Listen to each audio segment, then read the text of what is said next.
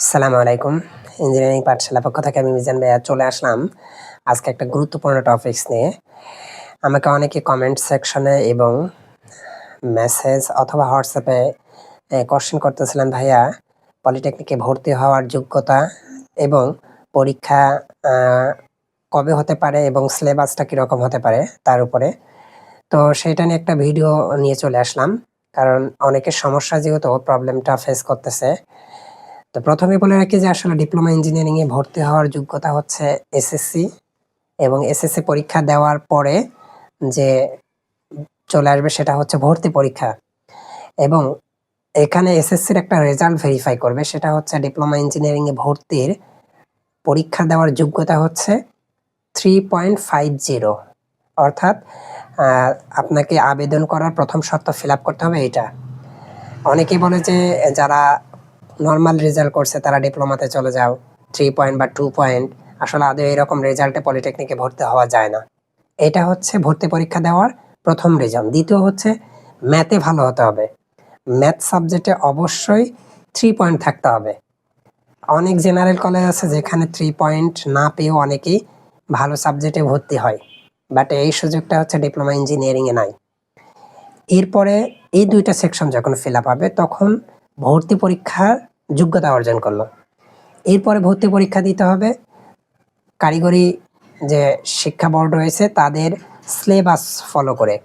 সেখানে সিলেবাস দেওয়া আছে ফিজিক্স, কেমিস্ট্রি, ম্যাথ, পাশাপাশি হচ্ছে জিকে, বাংলা। এগুলো হচ্ছে 20% আর 15% এইরকম থাকবে। তো এখানে 25% থাকবে হচ্ছে জিপিএর উপরে, অর্থাৎ যার জিপিএ যত বেশি সে তত মার্ক। কেউ দেখা গেল যে জিপিএ 5 পারছে, তাহলে সেখানে তার মার্ক কাউন্ট হবে 25। এইটা তার ফিক্সড থেকে গেল।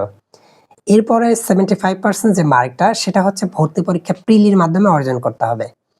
তো ভর্তি পরীক্ষা প্রিলি যেটা হবে সেটা এসএসসি সিলেবাসের উপরে ভিত্তি করে হবে, এবং এই প্রিলিগুলো অবশ্যই এটা ডিপেন্ড করবে হচ্ছে কতটা হার্ড হয়, তার উপর মার্ক কাউন্ট হবে। গতবার অনেকে চান্স পাইছে 50% মার্কে, অর্থাৎ 50-এর মধ্যে অনেকে চান্স পাইছে। তবে প্রথমবার যেহেতু ছিল প্রশ্ন অনেক ইজি ছিল, যার কারণে অনেক সময় রুয়েট চুয়েটের অনেক বড় ভাই ছোট ভাইয়েরা বলছিল যে এত ইজি কোশ্চেন, এগুলো তো এসএসসি এরা ক্লাস 8-9 এরাও পারবে। আসলে ভাই কোশ্চেনটা করা হয় 8, 9, 10, অর্থাৎ যারা এসএসসি পরীক্ষা দেয় তাদেরকেই ফোকাস করে। এখানে কেউ ইঞ্জিনিয়ারিং পাশ করে আসে ইঞ্জিনিয়ারিংয়ে ভর্তি হয় না। দ্যাট মিন এই জিনিসটা অবশ্যই মাথায় রাখা উচিত। তবে কোশ্চেন এবার হার্ড হতে পারে, কারণ দ্বিতীয়বার হচ্ছে এটা, প্রথমবার ইজি করা হয়েছে। অতএব কত মার্কে চান্স হবে এটা বলা মুশকিল। পরীক্ষা যদি হার্ড হয় তাহলে দেখা যাবে যে 50% মার্ক, অর্থাৎ 50-এই চান্স হতে পারে। এটা হতে পারে পলিটেকনিক ভেদে। বাংলাদেশের টপ লেভেলের পলিটেকনিক যদি বলি, ঢাকা পলিটেকনিক, রাজশাহী পলিটেকনিক, দিনাজপুর, ময়মনসিংহ বা বগুড়া পলিটেকনিক, এই পলিটেকনিকগুলো চান্স পেতে গেলে একটু মার্ক বেশি ক্যারি করতে হবে। আর অন্যান্য পলিটেকনিকে চান্স পেতে একটু কম লাগে। আবার ডিপার্টমেন্ট বিষয় আছে, সিভিল, ইলেকট্রিক্যাল, মেকানিক্যাল, এই ডিপার্টমেন্টগুলোতে চান্স পেতে গেলে বেশি মার্ক কাউন্ট করতে হবে। কিন্তু অন্যান্য ডিপার্টমেন্ট, যেমন আমি ছোট কোনো ডিপার্টমেন্ট বলতেছি না, বাট তুলনামূলক একটু নর্মাল ডিপার্টমেন্টগুলোতে কম মার্ক লাগবে। পাওয়ার বা মাইনিং বা আরএসসি, এই ধরনের ডিপার্টমেন্টগুলোতে একটু কম লাগবে। এখন বিষয় হচ্ছে কত মার্ক। যদি কঠিন হয় তাহলে 50-এও চান্স হতে পারে, যদি ইজি হয় তাহলে 70-এও চান্স না হতে পারে, এইরকম। তো এইটা হচ্ছে পলিটেকনিক ভর্তির যে গাইডেন্স।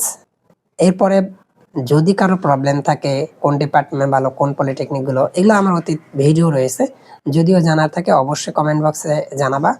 পরবর্তীতে আবার এই বিষয়গুলো আপডেট দেওয়া হবে। তো সে পর্যন্ত ভালো থাকবে, সুস্থ থাকবে। আল্লাহ হাফেজ।